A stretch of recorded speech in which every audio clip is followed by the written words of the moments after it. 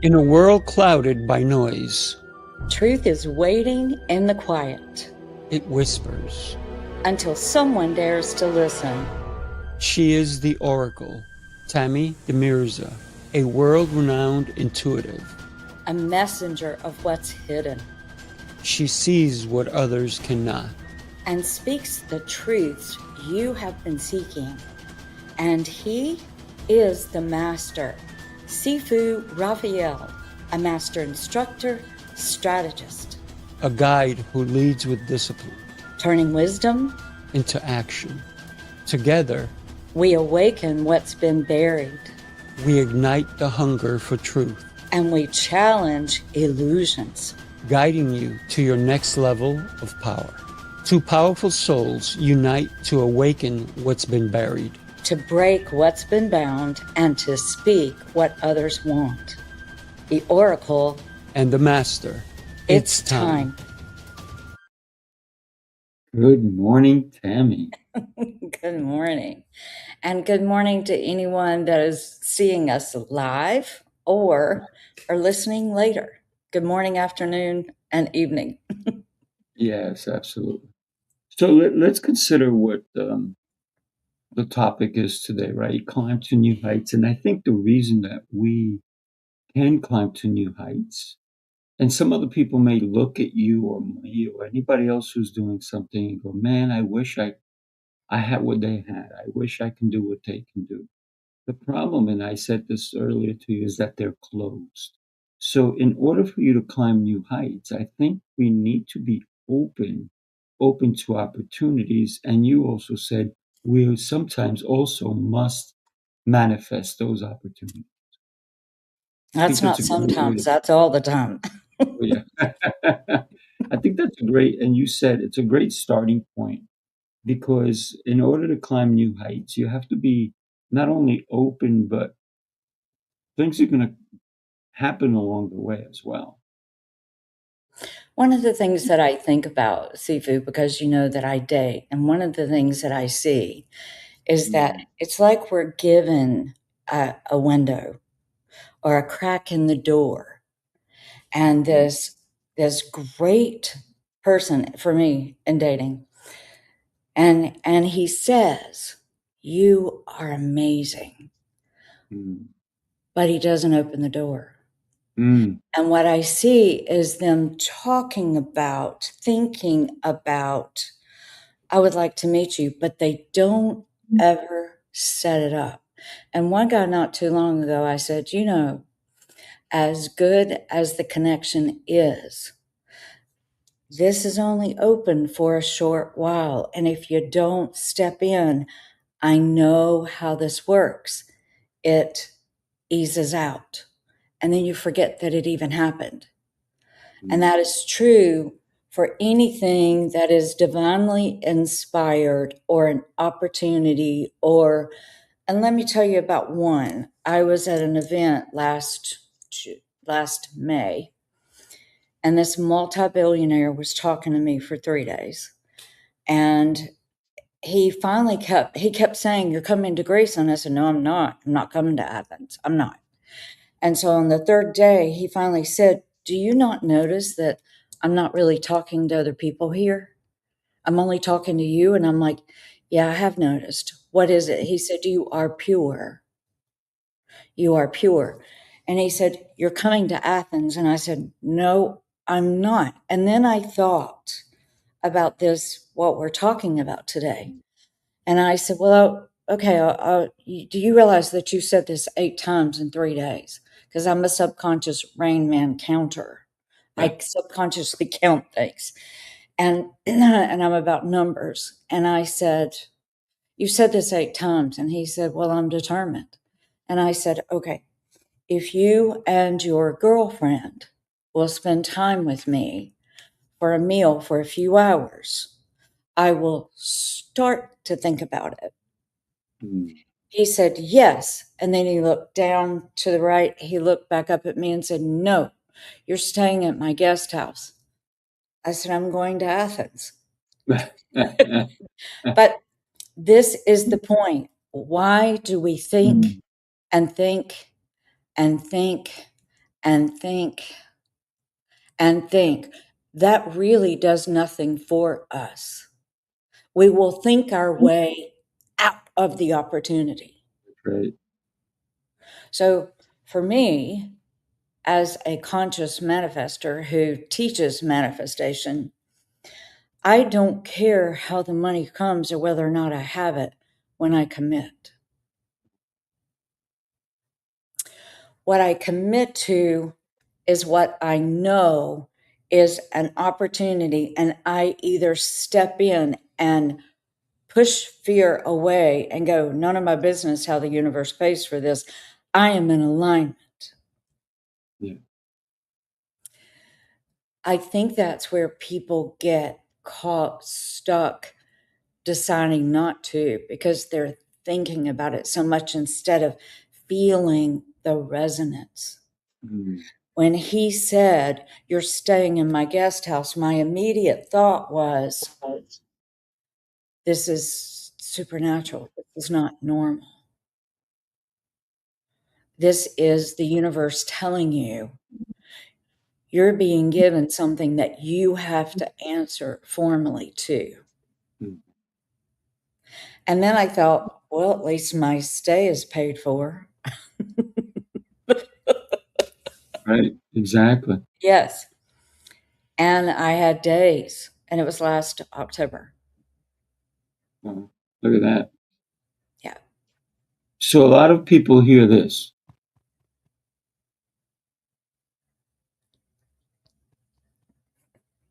And they do nothing about it. Well, then That's they the stay door. where they are. That's somebody knocking on the door and they don't open the door. They think they heard something and they don't bother with it.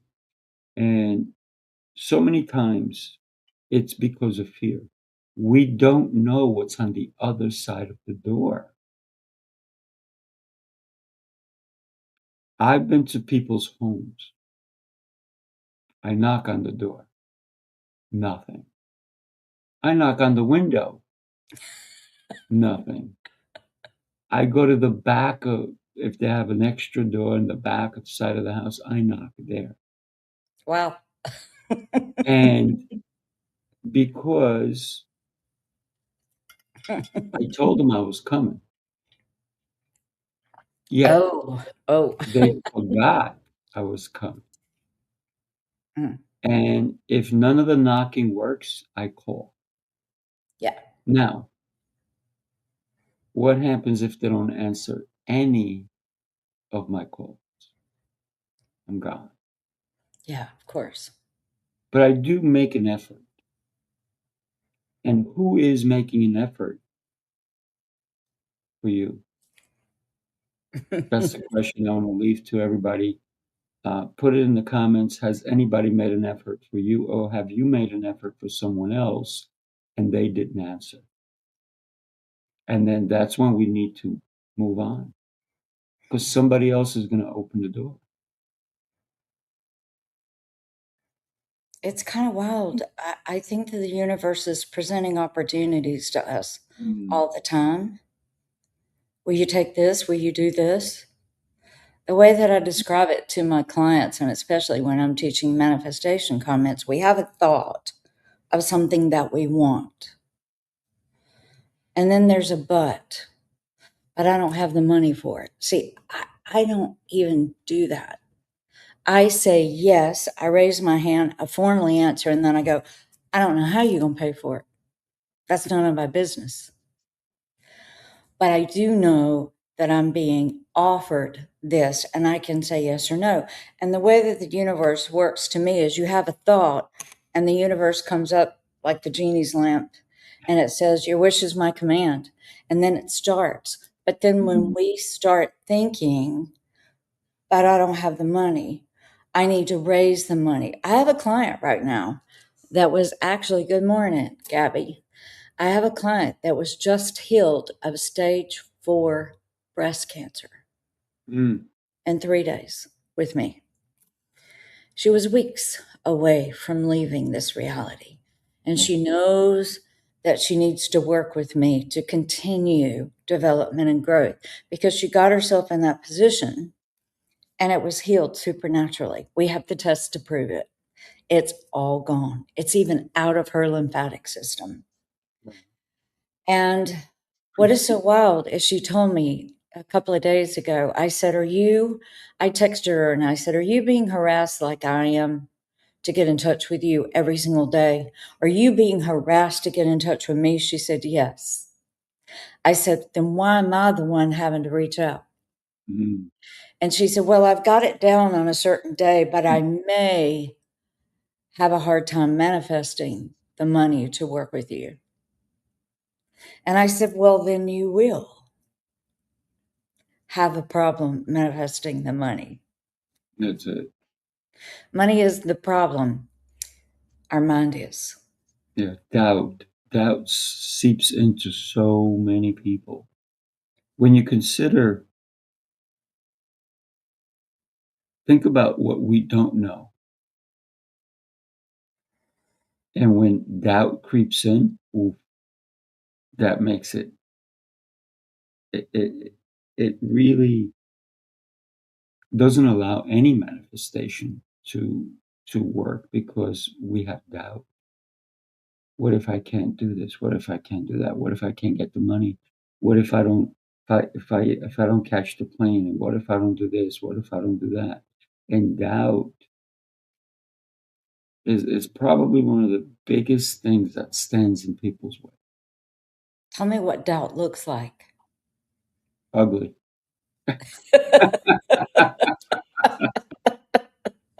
So that's your description. Ugly. Keep going. It's ugly. It's draped in fear, right? It's cloaked in fear. It is about not feeling worthy. It is about not understanding your brilliance or allowing you to say, I'm worth this. So it's ugly. That's my take on doubt. It's ugly because your opportunity for greatness will not come if you allow doubt to settle in. Well, I'm going to take it a step deeper and make it even uglier, if that's okay with Ooh, you. let's do it. Self-abuse. Mm, Doubting yourself is self-abuse. When you are questioning yourself, that is self-abuse. mm, You're going to have to think about that one very, very deeply. Thank you so much for your comments.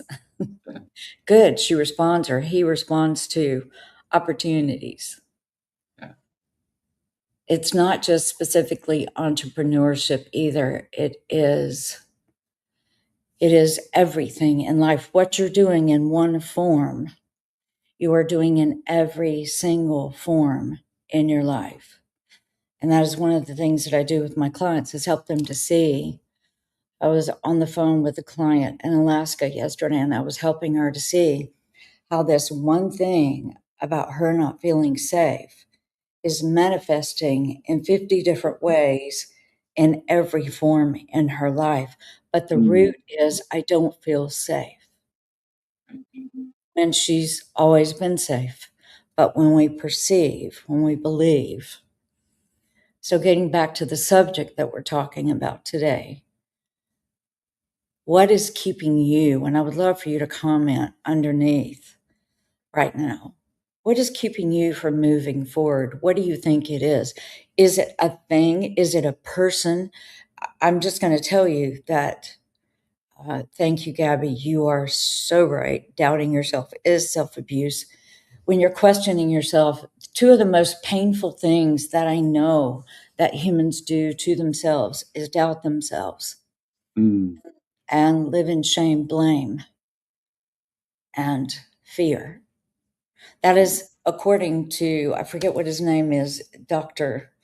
I forget what his name, but he has a consciousness scale. Hawkins, I think is the name. David Hawkins, maybe. And that is the bottom of the consciousness level. It is the dirtiest of it. It's in the mud. It's in what I call your hell. You go down the cave into your hell, you start thinking these thoughts, and then you keep descending and descending and descending until there's no light. And then you're wondering, why does this hurt so bad? Well, because you started down that path and you didn't turn around. So when we are not climbing, when we are not taking opportunities, the universe is presenting opportunities all the time.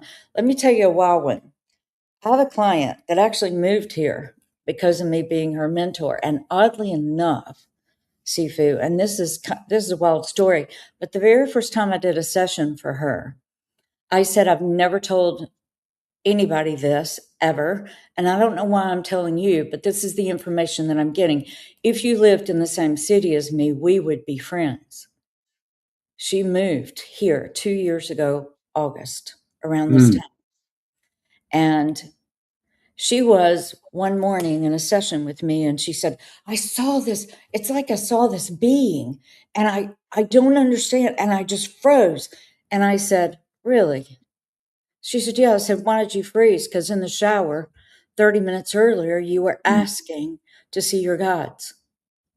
And she went, oh my God, I did. If I wasn't intuitive, if I couldn't read that, I can't help people to connect with.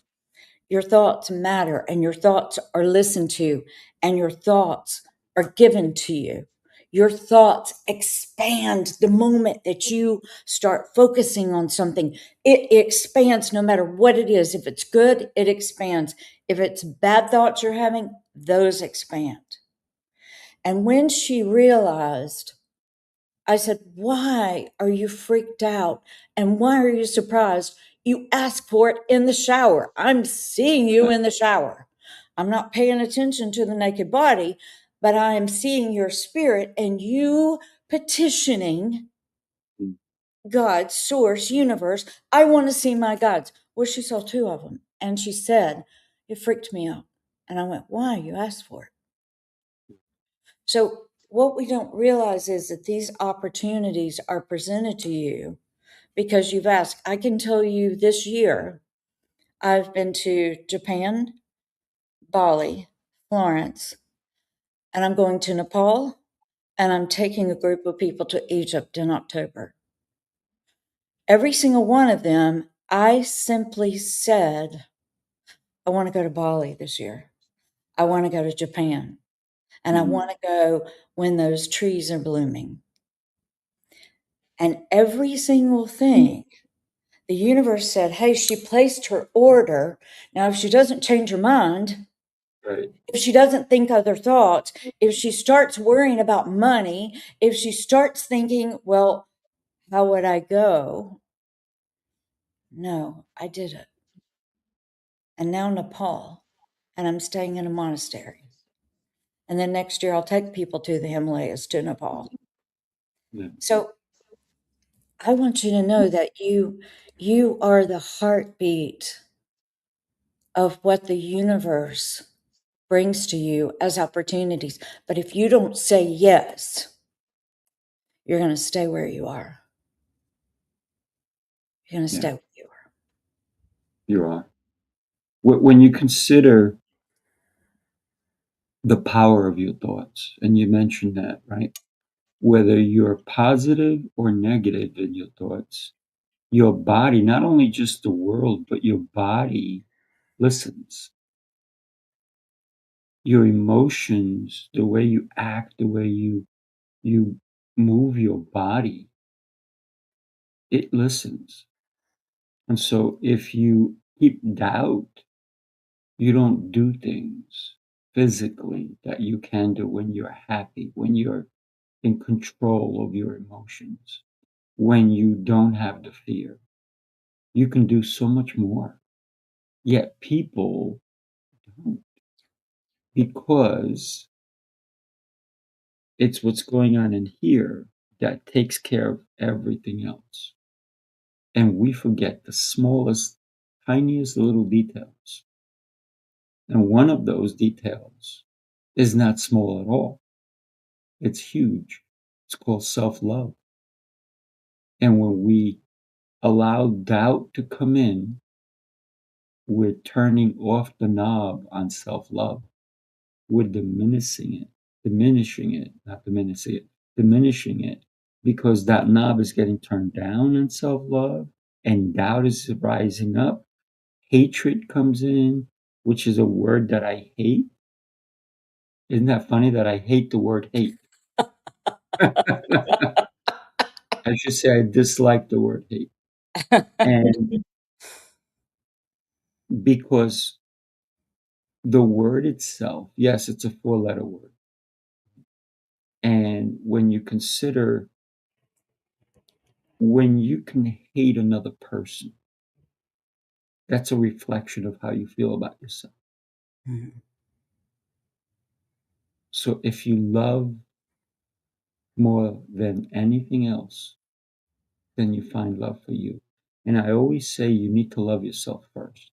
I cannot love you if I don't like me, because then it'll be false. It won't be real. In, infatuation is not love. Love is pure. But a lot of people think that, especially like teenagers, right? I'm in love. No, you're infatuated with somebody. Love comes deeper than the surface level. Love comes when you can sit with a person and not even have a conversation. Love comes when you do something for somebody without them asking. Love is so deep and it's so powerful that so many people don't love the way they should or the way they could because they allow everything else to settle in. So bring love around for me in the subject that we're doing today. When you want to climb to new heights, it's going to be very difficult to climb if you don't believe in yourself. So love comes to you first. You have to believe in your abilities. You have to believe in your thinking. You have to believe and love the way you wake up in the morning, how you conduct yourself. Literally, the most important person you need to love is yourself so that you can do these things.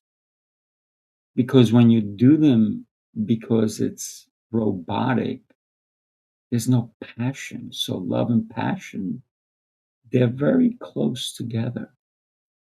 And in order for you to climb something worthwhile, something that you can leave behind, leave a legacy.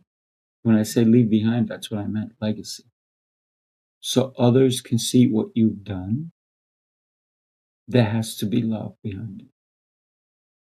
Don't get me wrong, there's a lot of people who have left things behind, and their legacy is that they were cruel, that they were mean. Who wants to leave that? I don't want to be remembered for me being cruel or mean. I want to be remembered because I made you feel the love that I have in my body, in my soul. I want to take love everywhere I go. I love you, Well, Tammy. I love you too, Sifu. We have from the moment that we met each other. There was a special connection. Mm-hmm. Even though what we do is different, it's aligned and it's the same in some ways. But what I was thinking about is that to love something, yes, I am a member of CLA. Gabby, thanks for asking. And that is actually how we met. I have not attended many of the meetings because I'm traveling so much Mm-hmm. and I'm busy and I'm speaking and I'm doing all kinds of things. One of the things that I would say is that when I thought about wanting to go see Japan and see those trees, I loved that idea. Mm-hmm. I moved to that love. Thank you for making a comment about this being practical approach to regaining focus towards positive thinking versus self-doubt, self-love. Oh, that's a really, really good one. Do you want to do that one? Let's Or do you do it. want me to do it? Okay, go ahead. You No, contribute. no, I mean, I will contribute. Okay. you start. I'll follow. Okay. So what I was talking about is loving something. So for me, and I'm going to break this down like I do for my clients, there's love and there's fear. Love is easy. It is light. It is fast moving. It is graduating. It is not experiencing the same thing all the time. It is fast moving. It's clear. It's simple. It's easy to comprehend and understand. It is very simple. I mention that again because love is not complicated. Fear is complicated. It's Mm, dis-ease, disharmony, ill at ease, questioning, wondering, contemplating, thinking, what I call on the chalkboard, writing on the chalkboard, trying to come up with the answer by yourself, as if you're not a part of the whole universe that has all the answers. mm, Every single one of the answers. So complicated, confusion, never making a decision, never really moving forward, running on a hamster wheel, doing the same thing, having the same patterns over and over and over again, not knowing why. Facing issues with money, patterns, repeat, patterns, repeat. That is fear. There's no answers there. There's never, ever, ever an answer in fear. In love, there's clarity and there are answers and there's movement. When it's in fear, there is no movement. There's only spinning. You're going around and around and around and around and around. And love is truth and fear is fake or false. It's thoughts. It's only a perception. So I had a client, and every single time a group of us got together, I would have weekend retreats here in my home. And every single time we got together, she would say, my dad would not give me 5 cents for milk to go to school. mm. And one day I looked at her and I said, are you living there right now? Are you living with your dad? I happen to know what your house looks like. I happen to know you have a bigger house than I do. I happen to know that your life is much easier. Why are you going backwards into your dad would not give you 5 cents for milk to go to school? And you can tell that her age, because it was only 5 cents then. She had been carrying that story until I said, is that what is defining you? You prove to me that nobody will give you 5 cents anymore and you're not even working. You prove it. Did you know she's never said that again? So these repetitive thoughts, we have 60 to 80 to 90,000 thoughts a day. A day. Did you know that 85% of those are negative? Mm. 90% of those negative thoughts are regurgitating, repeating it every single day. 90 to 95% of your negative thoughts are a repetition. So let me tell you what happened to me one day. It's really funny. Rumination. And one day I said, give me a good example, Spirit, God, give me a good example of trying to chew the cud, which is ruminating, trying to chew the cud. And I heard a corn husk. A human cannot digest a corn husk. Guess what I did, Sifu? I went to the grocery store. I'm like, oh, yeah, because I don't know that that is true. I think I can bite through a corn husk. Went and got fresh corn Oh, and boy. took the husk and was trying. What Spirit was teaching me was you can't even digest the rumination of your negative thought. It's like trying to chew on the cud, which is like a corn husk. So I literally tried to bite it. I could not bite through it. And as you see, I've got good teeth. They're my teeth. I tried 2 or 3 times because I'm hard-headed, and I'm like, "But I asked for this. I asked Spirit for this.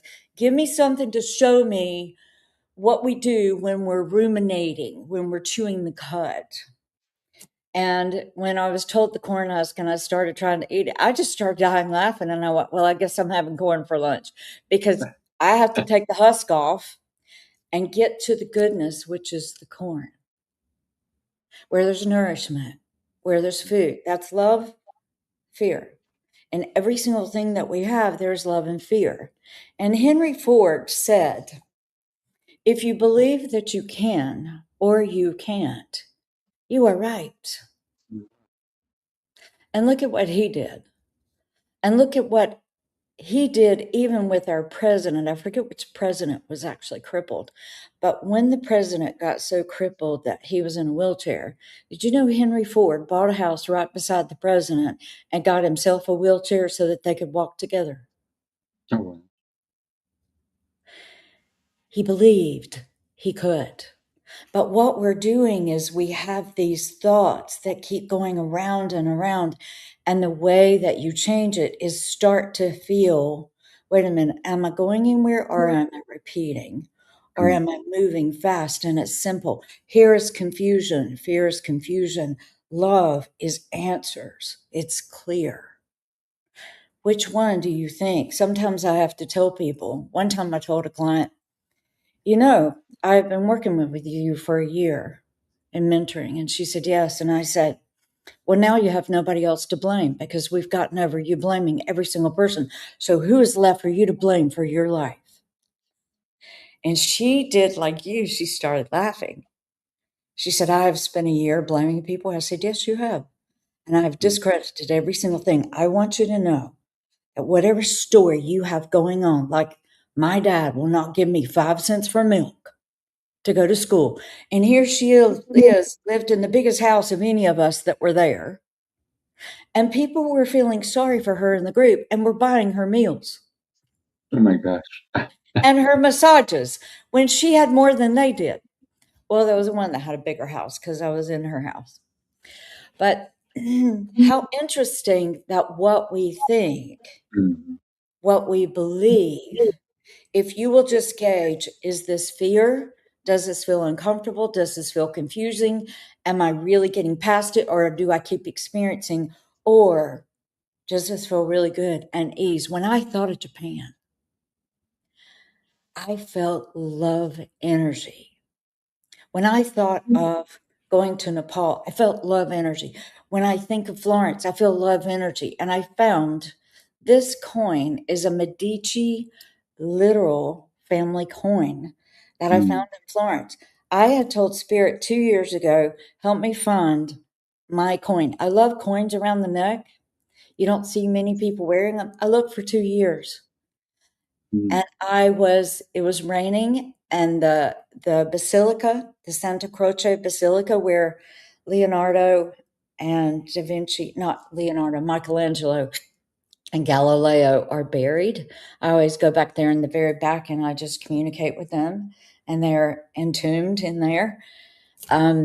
Whenever I'm there, a supernatural experience happens every single time. And I got rained out and they closed it early. And I'm looking at the guy and I said, I just need a picture. Can you give me 5 minutes? He said, we are closed. And I said, please tell me what I can do. He said, can you wait around for a little bit? And I said, how long? He said, an hour. We're having mass. I got to go back in and experience mass. Didn't understand a single word because it was all Italian, Latin. But I went into this grocery store and I found this coin and I went, there it is. Tell me the significance of this. And the fleur de lis on the front and John the Baptist is on the back for protection and traveling. And I said, where did this coin come from? He said, the Medici family. And I said, it's mine. And I bought one for a client too. What I want you to see, I'm telling these stories so that you will feel the energy of ease, movement, flow. I knew I was getting in that basilica. I knew I Mm. was, even though they closed. So I'm just looking at him and going, what can I do? You can come to Mass. And guess what? He told me I couldn't go in the back, but because there was a soccer team that was filing in with drums when we finished the Mass, I thought, okay, it's like the French. They're out there protesting over something because there were big drums, but it wasn't. It was the soccer field, the blue one. There were 4 districts in Florence, Italy, and they were coming in to get blessed by the priest. I got to go in the back, and I have a video of it. Mm. That's really And cool. costumes. So what I'm saying is, even as I'm talking, if you feel the resonance of ease, that is love energy. Fear energy is complicated and heavy and confusing and doesn't present answers. So, what is your answer to this precious person's question? So I think one of the things that they want to know is how do we approach regaining focus on positive thinking? And let me grab up the question again. Here it is, right? So if you think about that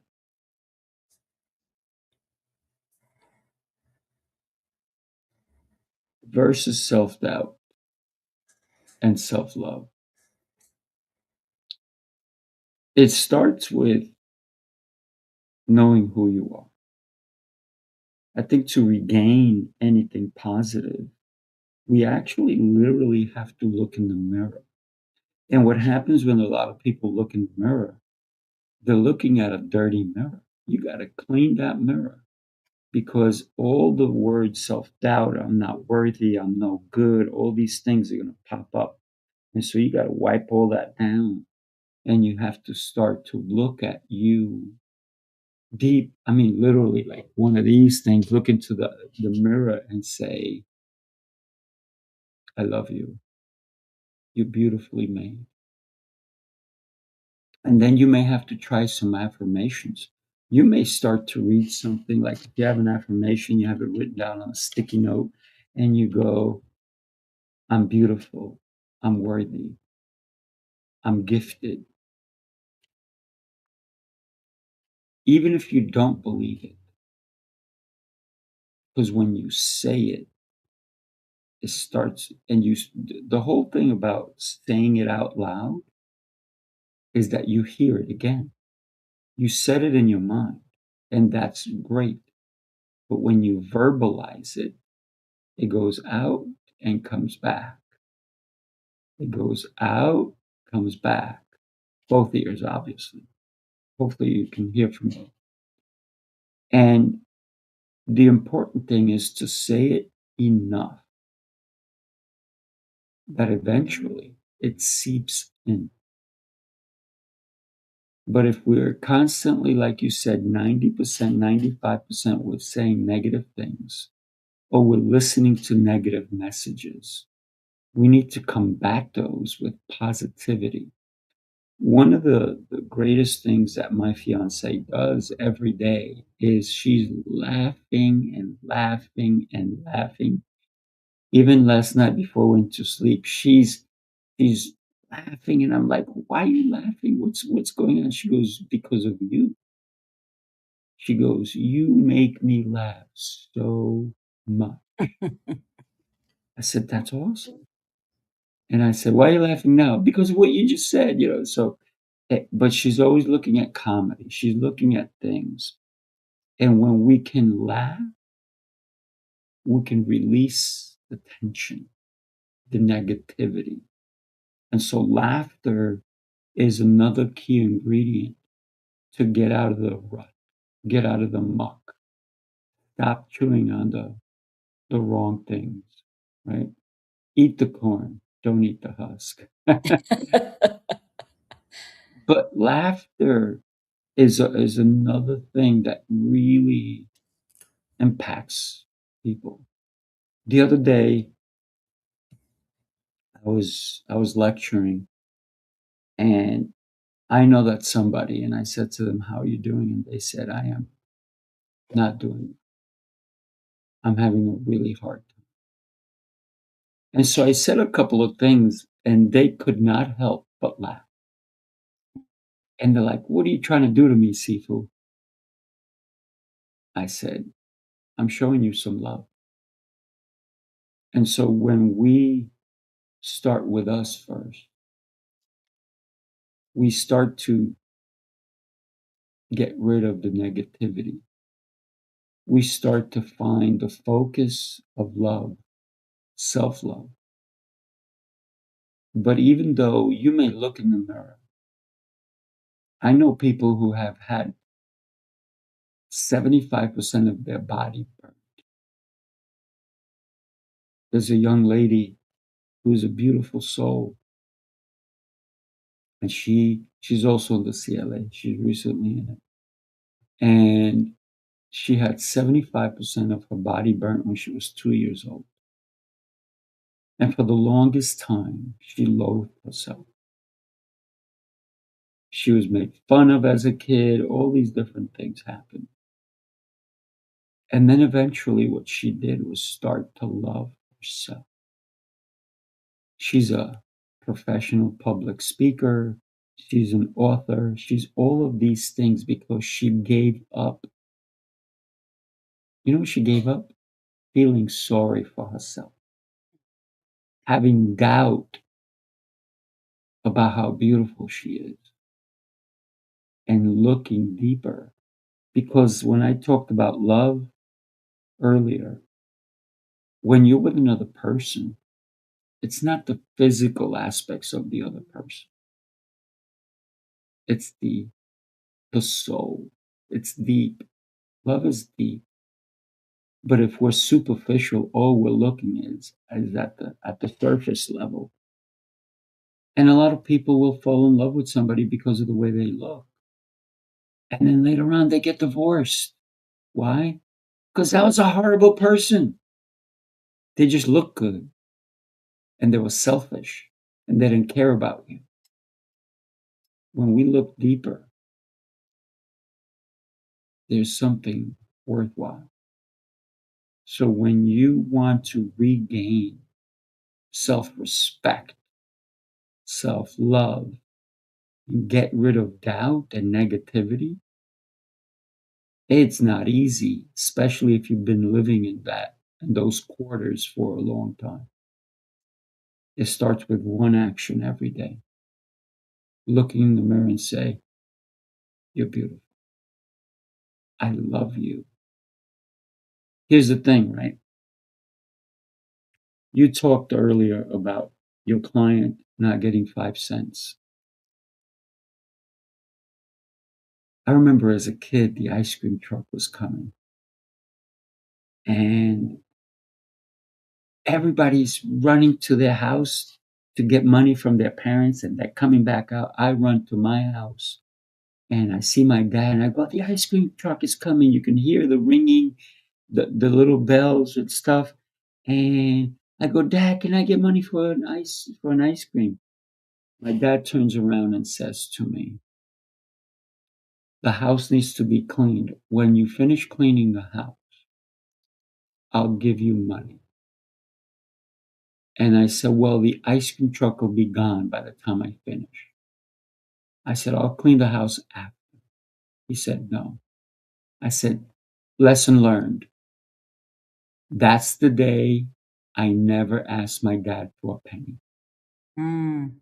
And I said to myself, I don't need other people to tell me I'm worth something. So I never asked my dad for a penny since that day. Wow. And I was maybe 9 years old. Wow. At the age of 10, I started working. And so I really never asked him for a penny. At the age of 10, I got the opportunity to clean a bingo hall and mop the bathrooms and clean the toilet bowls and mop the whole place. And it was because I was tall and they thought I was older. So Oh, I took it. And so I realized that I don't need someone else to tell me I'm worthy. I need this guy right here. And so I've never asked other people for something that I can get myself. And so a lot of times people will say things to me and I don't negate what they're saying if it's positive. I say, thank you. Bring it on. Let's go. I accept it. I accept love. Because when people genuinely say something to me that's positive, I'm not going to go, oh man, you don't really mean that. I'm going to go, thank you. Because that's part of self love. It's accepting love from others. And also, when it's false love, because they say something because they want something in return. So, how do we find love again if we've lost it? Don't look for it externally, it's within us. I want to share that the basics of what she's asked is one you have to identify. Is it fear or is it love? That is number one. You got to feel it. How did that feel when somebody said that? How did that feel when I said it? I always have coaches, and I have a coach that the other day, she said, who is your firstborn child? And I said, his name is Tyler. She said, leave me right now and go into your mirror and look in the mirror and say to Tyler what you've been saying to yourself.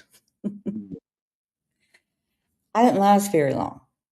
And I came back and I said, I get it. I get it. So I want you to think about what you're thinking, what you're saying to yourself. And would you say that to somebody that you loved? So that's a really good pivotal point to, I'm going to change my mind. So I tell my clients, either forgive yourself. Oh, I forgive myself for that and I choose again. Or, that's funny, I just did it again. So I'm going to change my mind. So one of the things we have not talked about is the biggest catalyst is making a new decision or making a decision. And you kind of mentioned that in the email just a little bit. And I thought, to me, that's the biggest point. If you don't make a decision, you are making a decision. We are never standing still. We are making decisions all day long, so why not make a decision to do it? It's like what I was saying about the guy that wanted to meet me. He was so enthralled. I want to meet you. I want to spend a little bit of time with you. But then he started hesitating and backing. Nothing changed in our conversation, but he started disappearing. It started going away. He didn't make a decision, but that means he made a decision.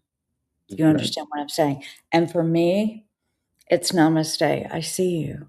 I see you while you're making the decision, and I see you once the decision is done.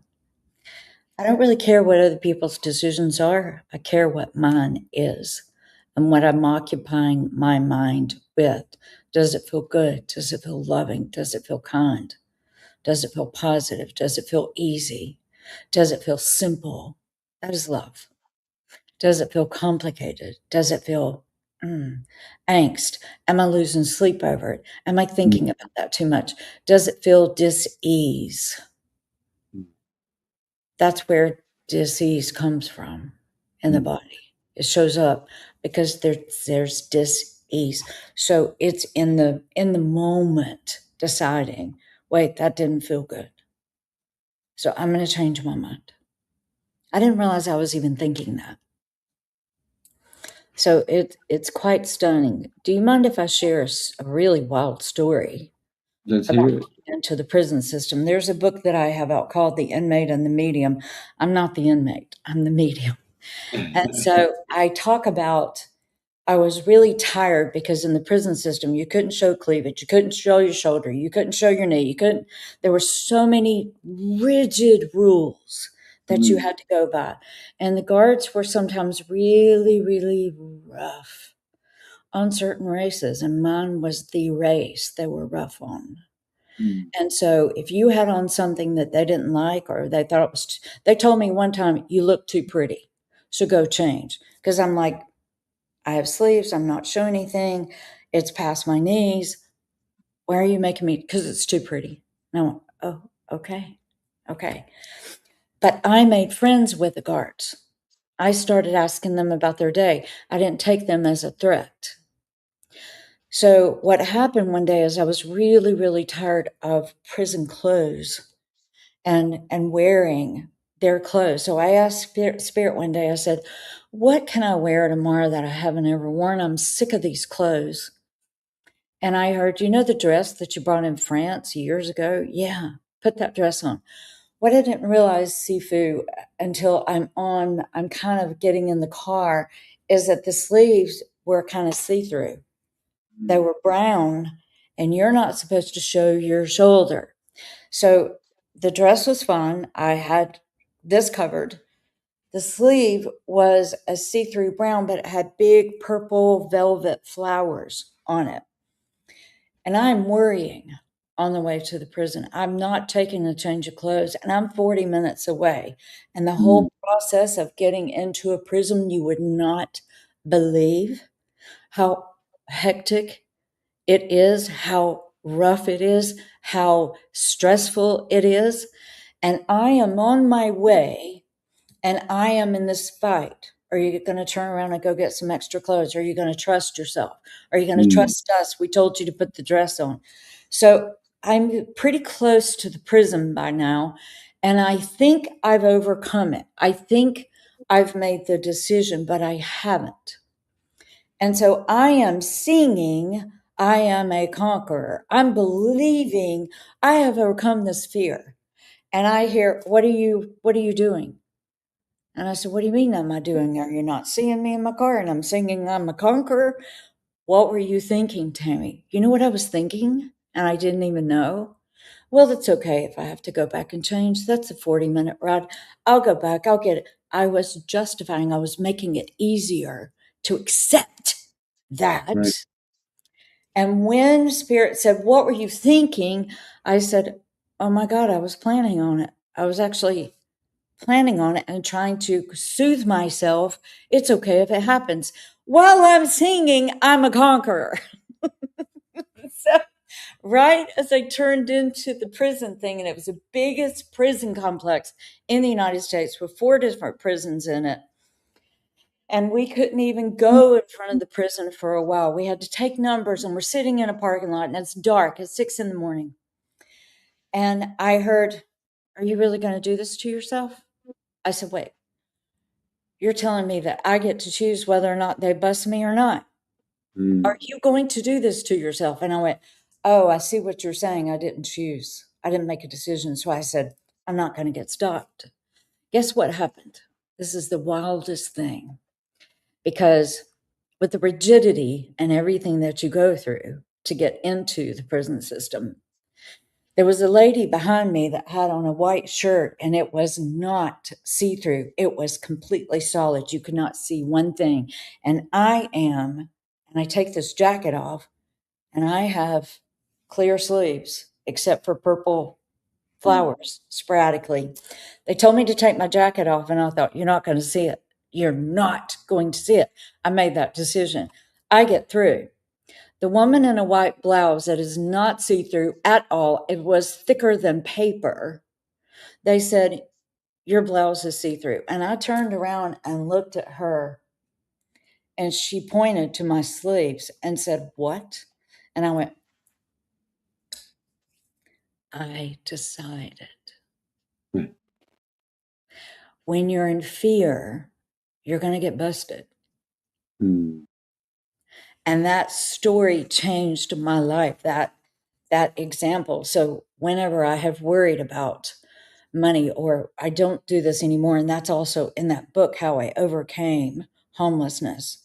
In that book, there was a week that I said, I'm sick of feeling or being afraid that I'm going to be homeless, or I'm going to lose everything again, or I'm not going to make payments. I've been doing this for 5 years. I'm sick of this. I want to overcome it. I decided I wanted to overcome it. I've never been that close again since then. And it was the same thing at the end. I was asked, "Do you want to become homeless?" And I went, "No, Mm, not at all. then you don't have to." So the work is taking your thought in every minute and measuring it. That's when you pull out your measuring stick, not whether or not you're enough. That measuring stick, throw away. But what is the feeling of this thought? Does it feel good? Does it feel loved? Does it feel easy? Mm. Does it feel positive? If it is, go with that. If it doesn't, forgive yourself or laugh and say, "I changed my mind." It's so interesting when we have the positive thinking, or at least we think we have the positive thinking, and there's doubt along the way. Yeah. Hmm. Thank you for sharing that because that exemplifies what so many people do on a regular basis. So one of the things that we've mentioned today is negativity. It's around us. It's everywhere. It's it's in movies. It's in commercials. It's in all these different things. It's on billboards. The thing is, do you allow it to enter you? I don't. I I look at things. I could get mad if somebody cuts me off in traffic. I'm like, have a good day. Go, go. You want to get in front of me? Do it. It's fine. I'm still going to get to where I need to go. Even if I'm in a hurry, I'm going to get there, but I want to get there safely. So if you are more important than I am, by all means, take it. You, you're welcome. Um, so a lot of times I will hold the door open for somebody and they walk in as if they're royalty and never say thank you. So I will always say, you're welcome. And so that maybe they can say, wow, I should have said thank you.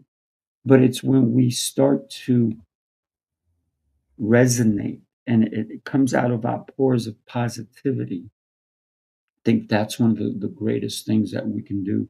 One of the things that I'm doing, and I know you're doing a lot of things and you're taking people to Egypt and later on you're going to Nepal, but next year you're taking people because you like to share great experiences with people. I Yes. have an event, I have two events coming up. One of them, I'm going to share a commercial with everybody. It's happening very soon. It's happening August 21st. Is it okay if I share it? Yes, I would love to see it. And I put this together, by the way. Take a look. The next level is waiting. Will you climb? We climb. We climb. Together. We grow. Together. We lead. Together. Together. Together. Yeah, this is unified leadership. Purpose, character, conviction, wisdom, connection, impact. Together we become more. Bring your vision. Bring your fire. One community. One heartbeat. One mission. Keep climbing. Keep growing. Unified Leadership Academy. Unified Leadership Academy. Unified Leadership Academy. Stronger together. One community, one future. Join us On school soul. where leaders connect, where true leaders grow, where leadership never stands still. Keep climbing, climb higher, higher. I was dancing. Yeah, yeah. It's very interesting when we're building this community on school, and it's all about leadership, right? We are putting together 3 years of lessons, Mhm. 3 years. And if you ever wanted to learn about the different levels of leadership, because there's so many different levels of it, and get well versed in leadership, whether you're starting out or you've been in it for quite some time, we have a spot for everyone who loves what leadership does for other people. So leadership, we've been talking about it today, is you can't love someone if you're not loving yourself, and that's leadership right there. If I want to leave my house today, and I'm going to say it this way, I woke up on the wrong side of the bed, I'm going to treat everybody badly.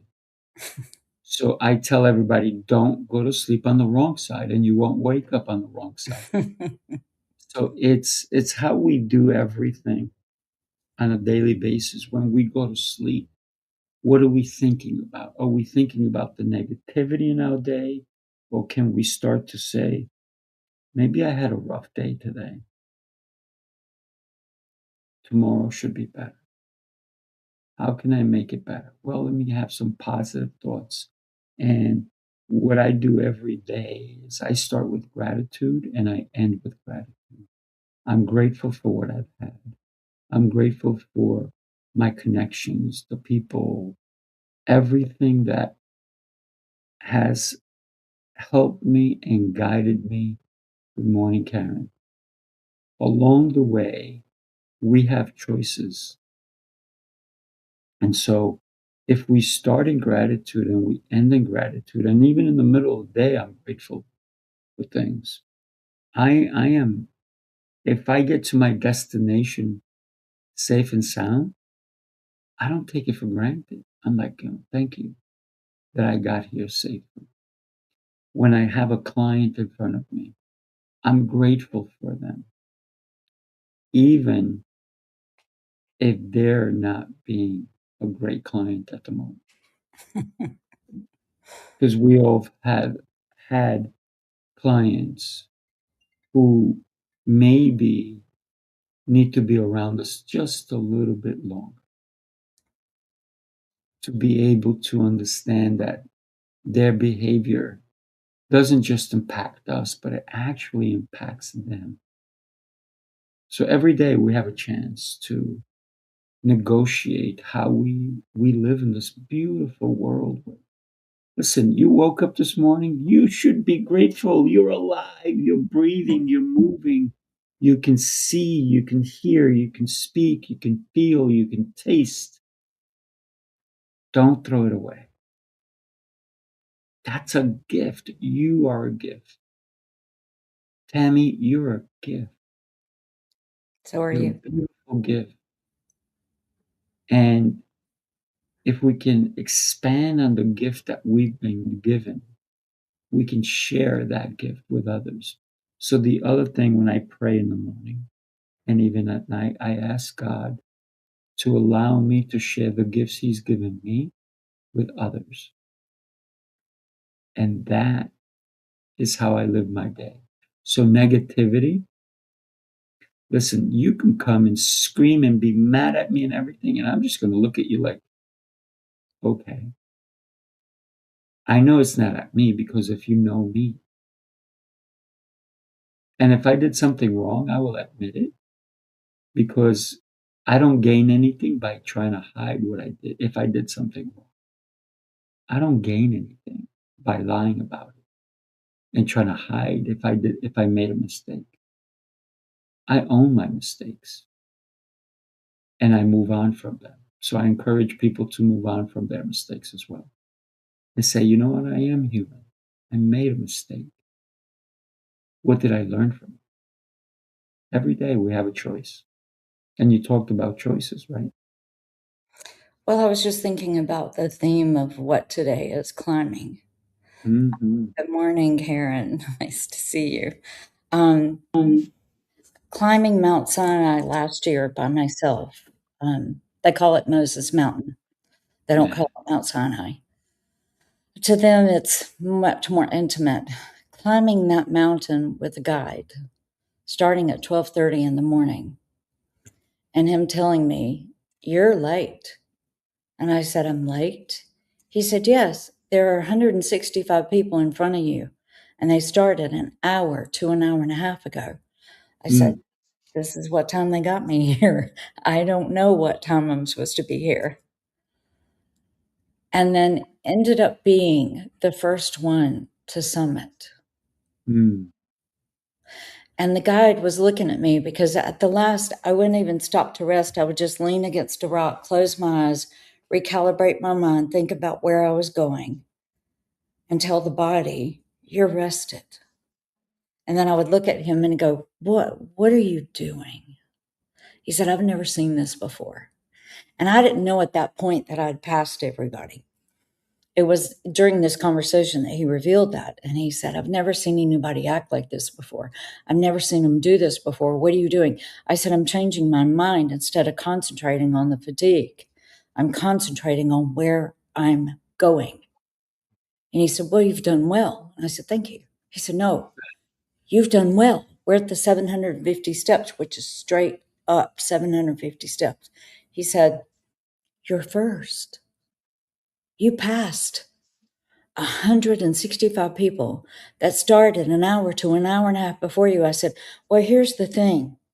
I never once thought about those people. I had no idea that I had passed all of them. Only you would know that. I wouldn't know. Certainly wasn't counting. I was in my space. I said, but now that I know, let me tell you something. I'm competitive. So if anybody comes near us, we have to run. He said, nobody is within 40 minutes of you. I did make it to the top first. I want our audience to realize I turned 66 last year. I'm turning 67 while I'm on that mountain, while I'm on the trail this year. Wow. If Congratulations. I can do it, you can do it. Let's climb. Let's do it. Let's climb, right? We can do this. Climb to new heights. You got to climb to new heights. Yes. How do we climb to new heights if we don't take the first step? Or believe we can. Mm-hmm. Absolutely. It's that first step, right, to climb. And then it's not just the first step, it's the second step, the third step, the 100th step, the 1,000th step. For anybody even looking to run a marathon and they've never run a marathon, you're going to be in pain. But what if you start training? What if you start saying, I'm going to start by walking a couple of blocks every day. And eventually I'm going to start with a little trot. And then eventually I'm going to jog a little bit. And I'm going to run for 2 blocks or 1 block, half a block. And it's about taking that first step that gets you there. But if you don't wake up every morning with the determination, you'll never be able to run a marathon. Now, when I was a kid, I ran 12 miles cold.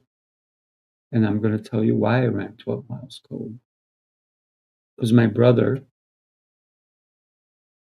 came back from boot camp. My brother's 4 years older than me. He wakes me up and shakes me and says, get up. I'm like, what? He goes, let's go. I didn't know I was going for a 12-mile run. And I did it. And he woke me up the next day and the next day and the next day and the next day. And we ran around this beautiful, beautiful lake at 4 in the morning. So it was pitch black. There was some little lights, and so we ran. On the 8th day, I'm waking him up. And so I ran every day since that day. Wow. Until probably my 30s, every day. And I would run for 2 hours every single day. Now, I'm not talking about jogging. It wasn't jogging. It was full out run, as if I was running from the cops. It was like take off. I never ran a marathon. I didn't have to. I didn't have to prove to people that I can do it. I knew I could. Now, today, I've had 3 knee surgeries, none of them from running. It started from a car accident that somebody hit me. And even now, when I went to a doctor, just because my knees had swollen, he's like, "How are you walking?" I said, "What do you mean? I'm walking fine." He goes, "No, we took x-rays of both your knees. You have no cartilage. Hmm. How are you walking? Most people wouldn't even be able to walk down the hallway." I said, "I jump rope every day. I do this, I do that, I do martial arts." And he's like, "I don't understand." I said, "Well, it's this determination. It's also the fact that I built the muscles around my knee." So thinking about determination, it's a little bit stronger than motivation, I would say. Just the same way you climbed that mountain and you beat 165 people, it was determination. You could be motivated, say, "I'm going to do it," and go, "Oh, I'm too tired. I'm just going to sit here for a half hour and wait with everybody else." And you said, "No, I'm not just motivated. I am determined." And when somebody's determined, they are unstoppable. Tammy Yes. De Mirza, Dr. Tammy De Mirza, is unstoppable because your determination is yours. Nobody can take that away from you. And everybody else can make up their mind to do that too. I'm sorry, but I am going to have to run. We are way past the hour. Way past.